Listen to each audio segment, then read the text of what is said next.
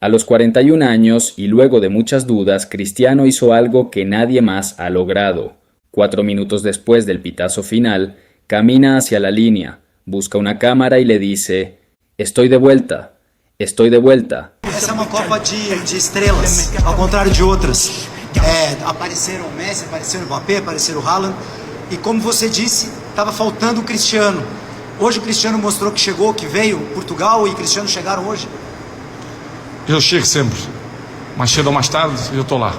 Del otro lado, en el panel de Fox Sports, a Zlatan no le convence y dice: «Yo creí que nunca se había ido, no sé por qué dice que está de vuelta». Esto dice mucho sobre si un hombre de 41 años, en su sexto mundial, todavía tenía lugar en una Copa del Mundo. 5 días antes del partido contra el Congo, la respuesta parecía ser negativa. Portugal llegó al torneo como uno de los 5 favoritos a ganarlo todo. El plantel alrededor de Cristiano es el más fuerte que ha tenido el país en su historia. Bruno Fernández maneja el medio del campo. Bernardo Silva y Vitinha le dan a Portugal el control del partido. Y Nuno Méndez y Cancelo cubren las dos bandas. Roberto Martínez heredó una generación dorada y armó un sistema que ni siquiera necesita a su capitán de 41 años para funcionar bien. Portugal tiene un equipo que perfectamente podría ganar el Mundial con o sin Cristiano Ronaldo, lo que significa que cada vez que el bicho es titular es una decisión, no un trámite. Antes de arrancar el torneo ya le preguntaban a Martínez por qué un jugador que ya pasó su mejor momento físico seguía siendo intocable, y el entrenador fue directo a los números. El partido de apertura no le ayudó para nada a justificar su convocatoria. Un 1-1 sin chiste contra el Congo le dejó a Colombia la punta del grupo K. Las casas de apuestas reaccionaron. En varios modelos, Portugal se cayó del top 4 de favoritos, y el debate sobre Cristiano dejó de ser sobre un solo jugador, sino que se volvió una pregunta sobre el proyecto completo.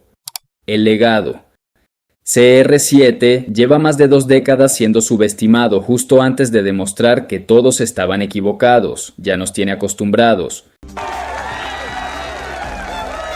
Debutó con Portugal en 2003, un año antes de su primer torneo grande, y desde entonces no paró de sumar partidos, más de 230, un récord histórico entre selecciones absolutas. En 2006, con 21 años, metió su primer gol mundialista, un penal contra Irán, y ayudó a una Portugal sin demasiado nombre a llegar a semifinales en Alemania. Se le vio como un jugador de lujo, vistoso, egoísta y más interesado en hacer caños que en correr. Yo pienso que por yo ser rico, por ser guapo, por ser un gran jugador, las personas tienen envidia de mí. No tiene otra explicación. Llegó a Sudáfrica 2010 y se fue eliminado en octavos. 4 años después, en Brasil, jugando con la rodilla lastimada, metió un gol en el último partido de su grupo, por lo que no le alcanzó ni para llegar a octavos. En Rusia fue otra historia. Triplete contra España en el debut y otro gol contra Marruecos. 4 goles en total antes de que Uruguay los eliminara en octavos. Tenía 33 años y jugaba como alguien que todavía tenía una deuda con su país. 4 años después, en Qatar 2022, vivió su peor mundial. Portugal otra vez llegaba como favorita. Por primera vez en toda su carrera, al portugués lo dejaron en el banco para un partido de eliminación directa. Entró Gonzalo Ramos en su lugar y le hizo un triplete a Suiza. Luego, Marruecos los eliminó en cuartos de final y Cristiano se fue llorando. Su carrera con la selección parecía terminada, en lo que fue una vergüenza para su legado. Pero nos equivocamos, no lo estaba. Siguió metiendo goles en el Al Nassr de Arabia Saudita y dando su alma con Portugal cada vez que jugaba.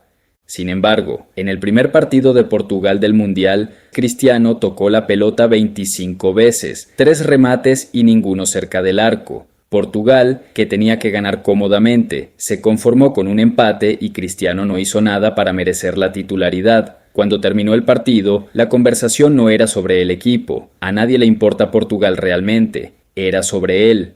Y él escuchó todo. Fue una semana muy dura, una semana difícil. La opinión pública fue muy dura con nosotros, con todos los jugadores, pero sobre todo conmigo y con el entrenador, dijo el bicho después. Martínez nunca dudó de él. Cuando le preguntaron por qué lo dejó los 90 minutos completos contra un equipo al que Portugal tenía que dominar, su respuesta fue casi seca. No tiene sentido sacar a tu mejor goleador en un partido en el que necesitas marcar goles. Durante 6 días, Cristiano sufrió la crítica colectiva que pedía su cabeza.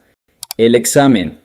Hasta la segunda fecha de este mundial, la carrera de goleo le pertenecía a otros. Messi, por ejemplo, ya había roto el récord histórico de goles en mundiales, y Cristiano ni siquiera estaba en la lista de estrellas que se lucían a punta de goles, no por falta de ganas, sino por falta de asistencias. Al minuto 6 contra Uzbekistán, un centro de Cancelo encontró a Cristiano en el primer palo. El bicho se sacó de encima al defensor con un movimiento y definió de primera. Su gol número 144 con la selección en su partido 230 con Portugal. 11 minutos después, se marcó un tiro libre al borde del área. La cámara hizo zoom a su número en la espalda, y él se hizo a un lado y le dejó la pelota a Nuno Méndez, que la clavó al fondo de la red. Su segundo gol llegó al minuto 39, un pase filtrado de Bruno Fernández, definido abajo en la esquina. 3-0, y CR7 se pasó el resto del primer tiempo buscando el triplete que nunca llegó, mientras Uzbekistán veía su pase a la siguiente fase escaparse en una goleada de 5-0. El resultado cambió la tabla. Dejó a Portugal pisándole los talones a Colombia en el grupo K, dejándonos una final en Miami para decidir quién se queda con el liderato del grupo. Los números detrás del doblete van más allá del marcador. CR7 se convirtió en el primer jugador en marcar en 6 mundiales distintos, de 2006 a 2026, sin saltarse ninguno. Superó a Eusebio como goleador histórico de Portugal en la Copa del Mundo, y junto a Messi y el Meme Ochoa, son los primeros jugadores en disputar 6 mundiales. Roy Keane, excompañero suyo en el Manchester United, lo dijo más claro que nadie en toda la semana. Es increíble. Después, Keane fue directo a las críticas que venía cargando los últimos 6 días. ¿Por qué dudarías de él?, dijo. Lo repitió 2 veces, por si la primera no quedaba clara, y su explicación no tenía nada de sentimental. Buen movimiento, un delantero que se quedó en la zona correcta el tiempo suficiente, una definición limpia, y esa confianza que se alimenta sola una vez que arranca. Viniendo de alguien que vio este mismo patrón en vivo durante 6 años en Old Trafford, sonaba menos a asombro y más a reconocimiento. La reacción no se quedó en los estudios. Videos desde Lisboa mostraron bares y plazas explotando con los 2 goles. No el alivio tranquilo de un equipo que sufre un resultado, sino el festejo que normalmente se guarda para una final de Copa del Mundo. Las últimas esperanzas. Nada de esto responde la pregunta más grande. A los 41 años, en lo que casi todos asumen que es su último mundial, cada buena actuación llega en una fila de partidos para el olvido.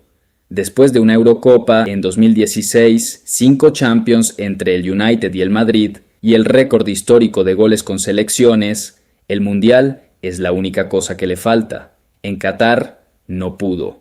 Pero este podría ser, de verdad, el último intento que le queda para coronarse campeón del mundo. Por eso sus palabras importaron. Ese «estoy de vuelta» no era para Uzbekistán, era para los titulares que le decían «el acabado».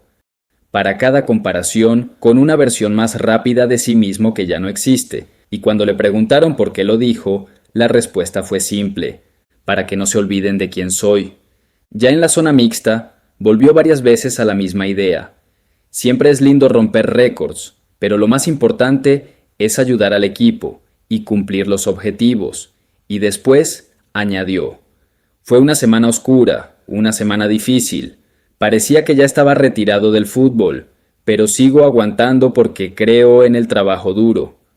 Puede que Ibrahimovic tenga razón en que nunca se fue. Sus números de los últimos 3 años, una Nations League ganada y 25 goles en 30 partidos con Martínez en Portugal, nunca avalaron la idea de que estaba acabado.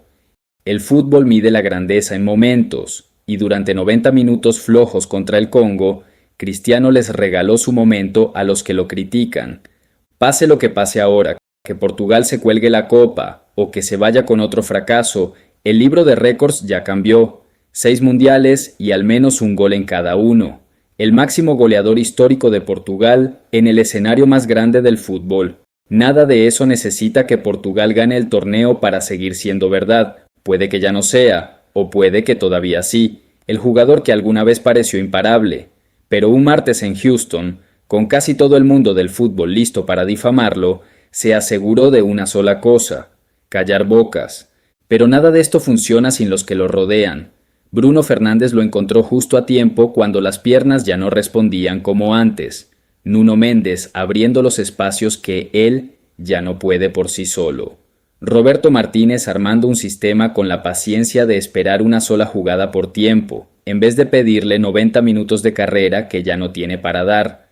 Ya veremos cómo le va a Portugal en las fases finales, pero mientras tanto te recomiendo ver este video sobre Colombia, su rival más duro en la fase de grupos. Y si el video te gustó, regálame un like, suscríbete y nos vemos entonces en un próximo video. Muchas gracias.